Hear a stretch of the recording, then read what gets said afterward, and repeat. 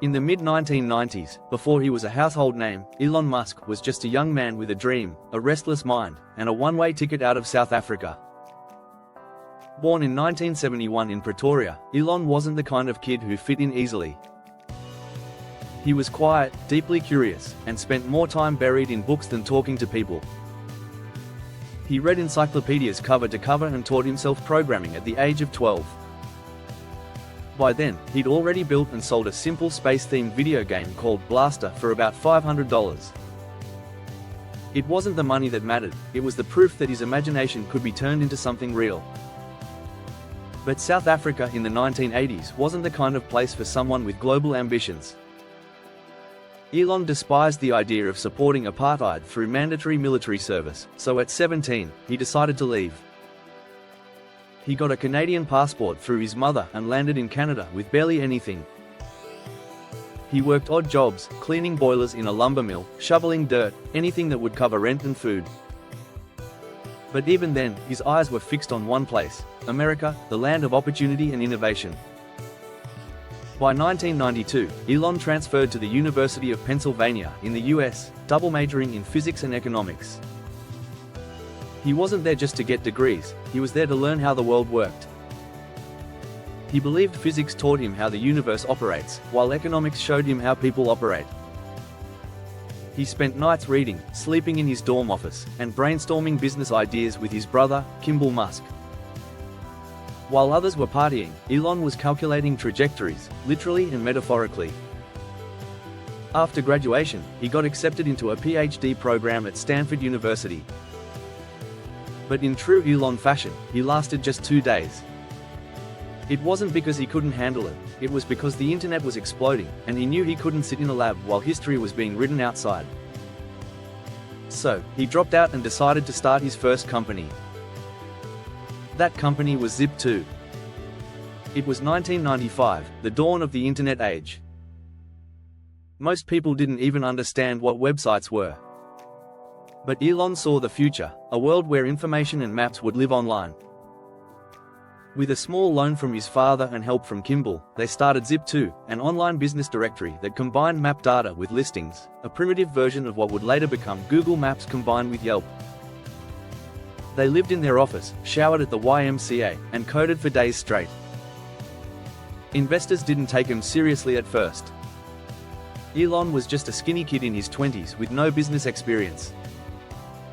But his product worked, and eventually, it caught the attention of big names like the New York Times and the Chicago Tribune.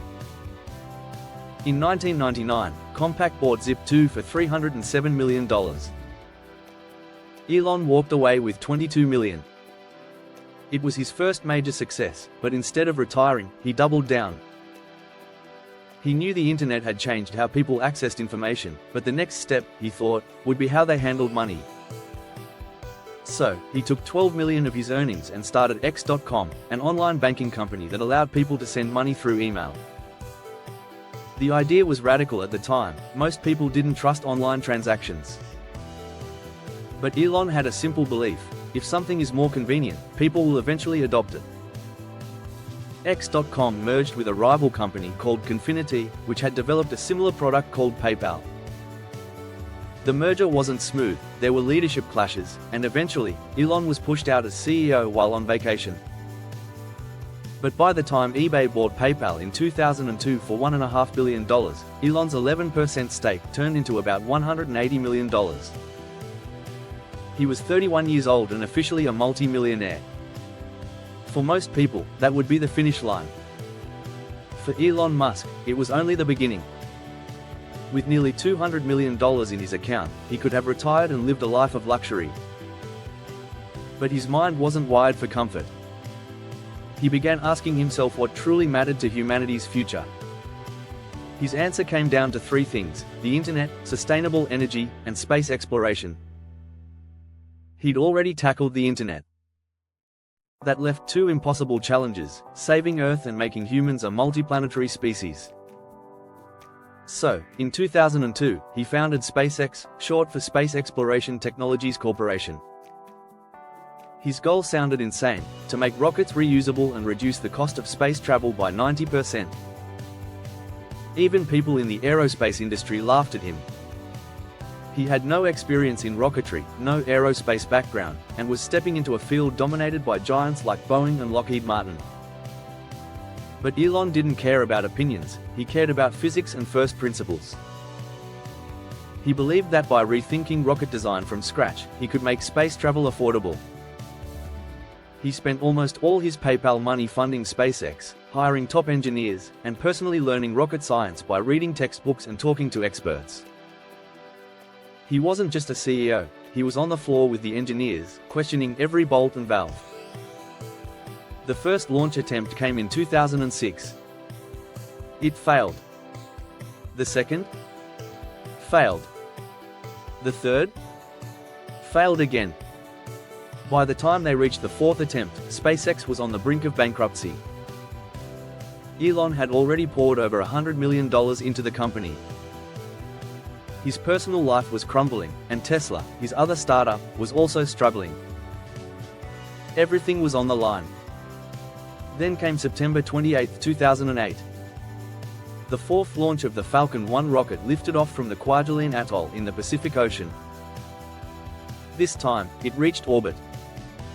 For the first time in history, a privately funded rocket had reached orbit successfully. The team erupted in celebration.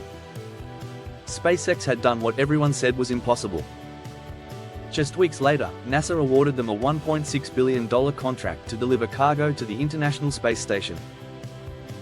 SpaceX was saved. But Elon wasn't done.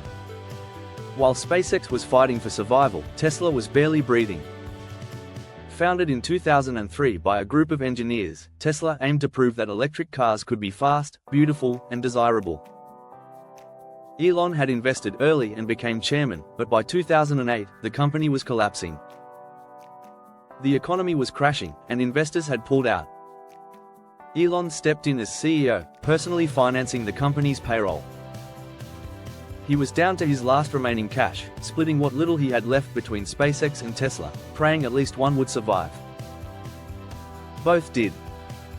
In 2010, Tesla went public, becoming the first American car company to do so since Ford in 1956. SpaceX continued to make history, launching reusable rockets and cutting the cost of space travel dramatically. Elon's gamble paid off. By the mid-2010s, Tesla became a symbol of innovation. The Model S shattered expectations for electric vehicles, winning awards and outperforming supercars. SpaceX was landing rockets vertically on drone ships, something that seemed like science fiction just a decade earlier. By this point, Elon Musk had turned from an eccentric entrepreneur into a global icon. But his ambition didn't stop at cars and rockets. He wanted to reshape the world. In 2015, he co-founded OpenAI to ensure artificial intelligence would benefit humanity rather than destroy it. In 2016, he launched Neuralink to connect human brains directly to computers, and The Boring Company to build underground tunnels to solve traffic. Every time he reached one goal, he immediately set his eyes on something bigger. To him, the future wasn't a distant dream, it was a construction site, and he was the foreman. But what truly set Elon apart wasn't just his ideas, it was his resilience. He faced criticism, lawsuits, and near bankruptcy more than once. He was mocked by the media, doubted by investors, and even removed from leadership roles. Yet, he never quit. He worked 100 hours a week, often sleeping on factory floors. He expected the same from his teams, not out of cruelty, but because he believed the stakes were that high. In his mind, the alternative to action was extinction. By 2020, Tesla became the world's most valuable car company. SpaceX launched astronauts into orbit on American soil for the first time since the Space Shuttle era. Elon Musk had gone from being laughed at by billionaires to becoming the richest man in the world. But what most people miss is that his wealth was never his true goal. Money, to Elon, was just fuel for progress. Every dollar he earned was a tool to build the next thing, to push humanity one step further. His story isn't about luck or timing, it's about vision and endurance. He saw opportunities decades before others did, and he was willing to risk everything to make them real. He understood something most people don't, that progress doesn't come from playing it safe. It comes from taking risks so large they almost destroy you, and surviving anyway. Even after reaching the top, Elon continues to push forward. With SpaceX's Starship project, he's building the largest rocket ever made, designed to carry humans to Mars. With Tesla's gigafactories, he's revolutionizing global manufacturing. And through his work in AI and energy, he's shaping the technologies that will define the next century. Love him or hate him, you can't ignore the scale of what is done. He's redefined industries that hadn't changed in generations. Elon Musk's rise isn't just a story of success, it's a story of obsession.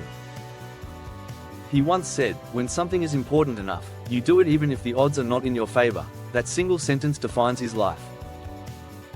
Every failure, every sleepless night, every near bankruptcy, he accepted it all as part of the journey. Because in his eyes, failure isn't permanent. Quitting is. From a bullied kid in South Africa to one of the most influential figures in modern history, Elon Musk's journey is proof that vision, grit, and a refusal to give up can change the world. He didn't just dream about the future, he built it, one launch, one car, one sleepless night at a time. And if there's one thing his story teaches, it's this: the people who are crazy enough to think they can change the world are the ones who do.